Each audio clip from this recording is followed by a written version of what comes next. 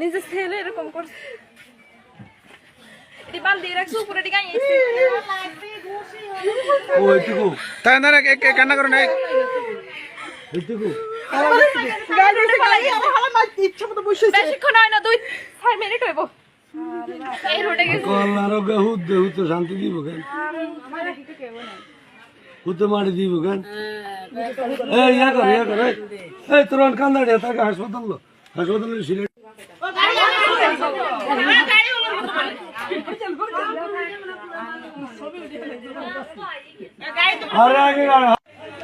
আপনাকে কোপাইছে কি এভাবে আপনার ছেলে